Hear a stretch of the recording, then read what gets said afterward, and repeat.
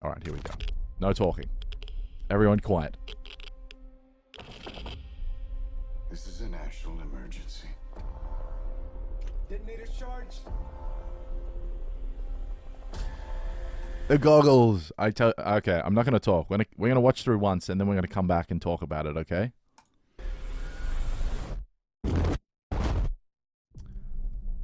Okay, I missed all that. We're in a race against the Nazis. And I know what it means. If the Nazis have a bomb. We have a 12-month head start. 18. How could you possibly know that? We've got one hope. All America's industrial might and scientific innovation connected here. A secret laboratory.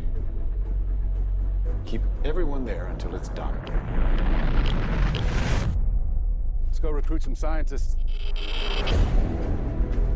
Yes. Build a town, build it fast. If we don't let scientists bring their families, we'll never get the best. Yes, Christopher Nolan. Make scientists cool again, please.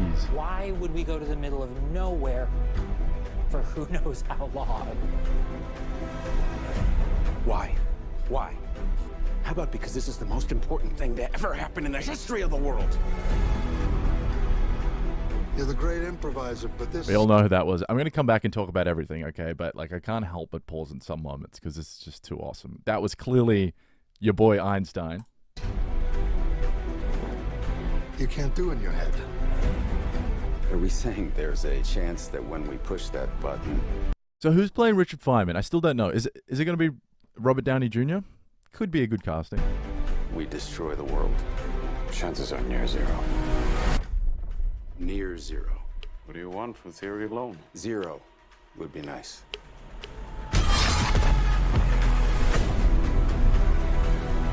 This is a matter of life and death. I can perform this miracle. World War II would be over. Our boys would come home. That's happening, isn't it?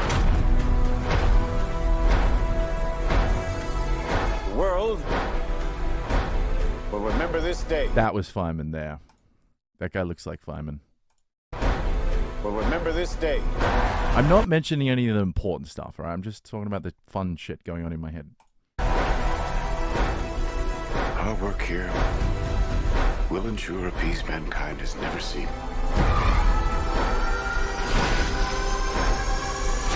Until somebody builds a bigger one. You are the man who gave them the power to destroy themselves. And the world is not prepared. 8,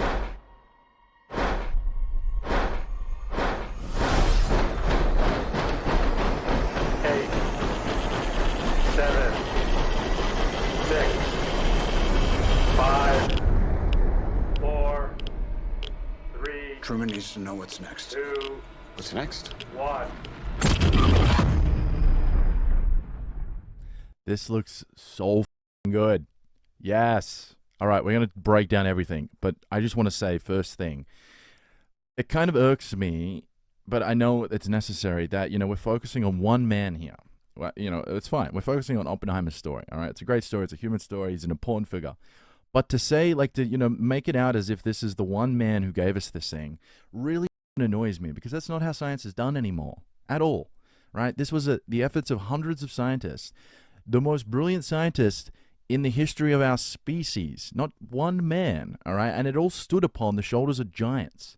It stood upon all the founding work, like Einstein, like all of the physicists that come before them. So, you know, it irks me that you know, that's what people are going to take from this. They're going to be like, oh, Oppenheimer gave us the bomb.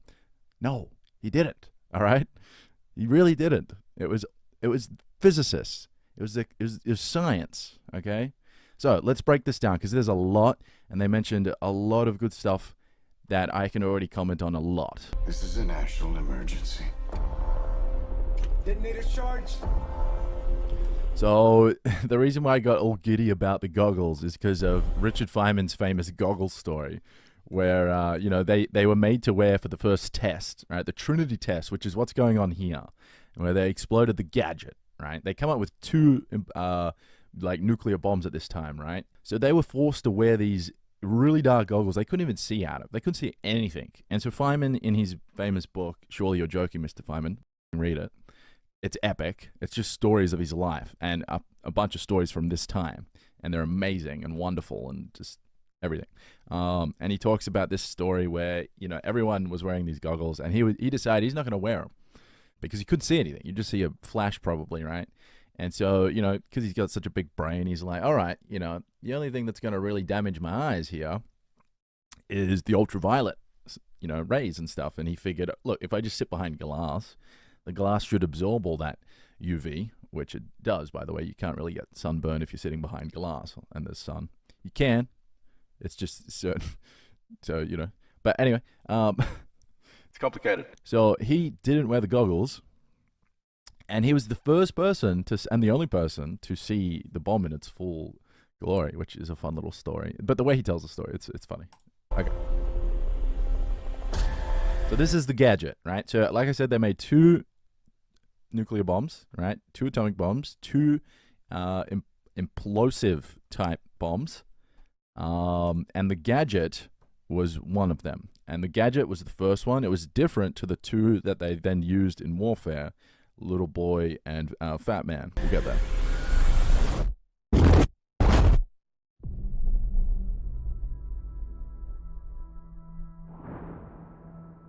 We're in a race against the Nazis. And I know what it means. So like I was saying before this video started, the Nazis' lead scientist was Heisenberg and a bunch of other of the greatest scientists we've ever seen, right? Heisenberg, on the level of Einstein, in my opinion, sort of thing, right? So they were, and Einstein, you know, wasn't directly helping at Los Alamos. So, you know, it was a scary time for if you knew your shit, right? If you were these physicists and you knew that they had Heisenberg and a bunch of other people like him, you know, I'm sure these people were worried big time, right? A lot of people don't know that context. If the Nazis have a bomb.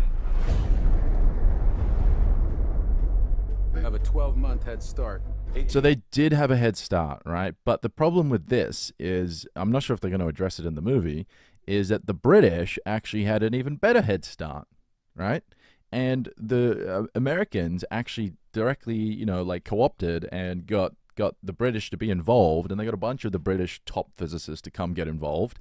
And so they got all of that stuff. So whilst the Nazis did have a head start on making the thing, because the British weren't really making it, they did a lot of research into how to make it.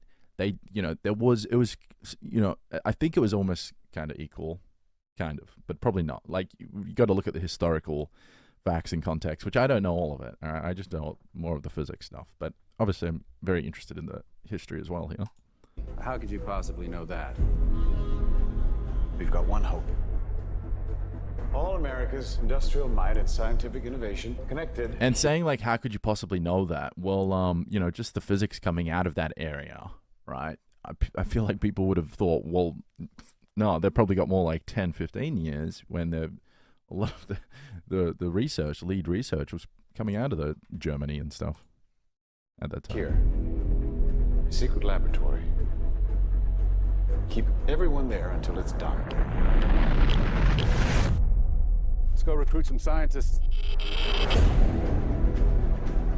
So, Feynman, maybe my favorite physicist, he was recruited just before he finished his PhD. I think there's differing sources here. I think directly from his mouth, he claims that he finished it, or I can't remember, or he didn't finish it, and there's still a little bit to do. But I think it was sort of cut short. And so this was his first thing after the PhD or still during it.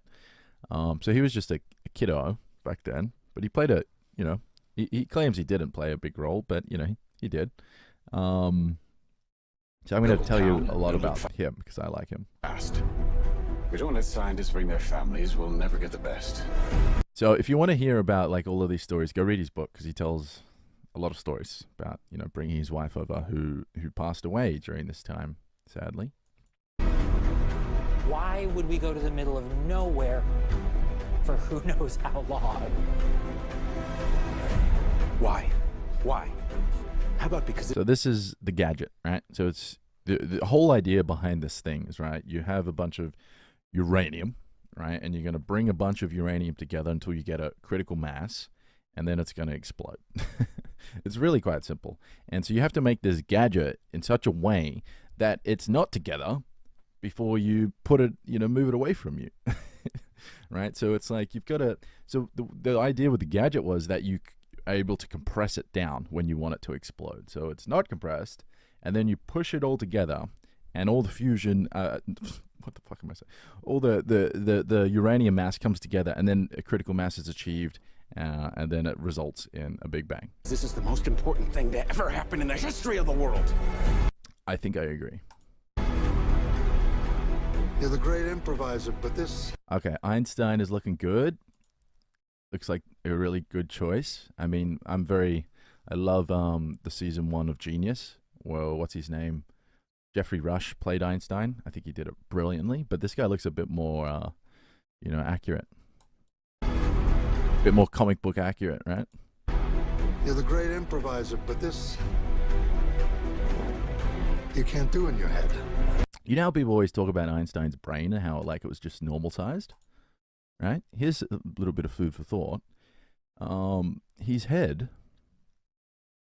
you got to keep in mind people's brains shrink as they get older, right? And he died quite old, so his brain had shrunk quite a lot by that time, right? And they're taking when they compare it to the average brain size at the time, they were comparing it to the average, of all life from young to old, right? But as you get this age, your brain gets very small. And I'm now keep this in context with the other fact of an anecdotal story. I'm not sure if it's apocryphal, but I think it's a true story. This guy claimed it was a true story where he once, was with Einstein in real life, and he put his hat on, Einstein's hat, on his head. And he claimed, right, this guy, that he had a very big head, and that Einstein's hat went cleanly over his ears. You're the great improviser, but this... Yeah, someone stole it, right? Weird, isn't it? Can't do in your head. All right, let's focus. You can't do in your head. What was it, the line The before? history of the world. You're the great improviser, but this... The great improviser. you can't do in your head. Are we saying there's... Look at them. They're bringing it all together. Are we saying there's a chance that when we push that button, we destroy the world? Chances are near zero. So what he's talking about here is there was some concern that they would ignite the atmosphere.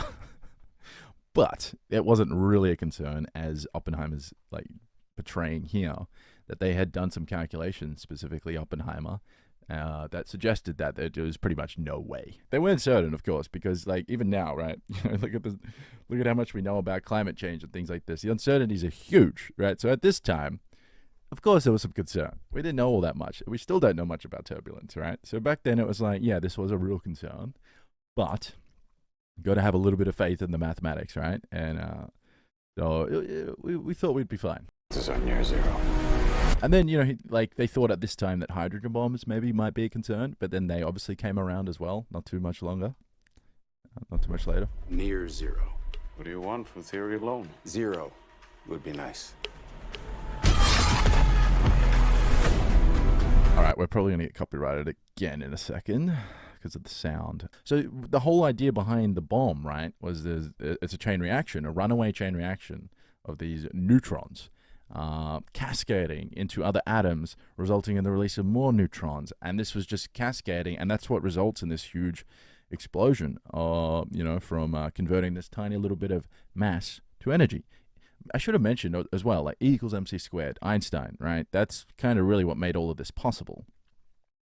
So, if you want to thank someone, thank Einstein for this stuff. People were worried that this cascade of neutrons would just continue, and just until the whole atmosphere is destroyed. Do you see? So it's actually really a simple idea. It's not like a theory. I guess it could have been, actually. They probably were. There were papers of people putting forward this hypothesis, right? But the underlying sort of theory is just different areas of physics, and then you do some scientific speculation, and that's how science is done. And then you're probably wrong, as most science is. And they were wrong. So, luckily, thank God. The world will remember. When I say they were wrong, obviously Oppenheimer wasn't wrong. Some people were wrong.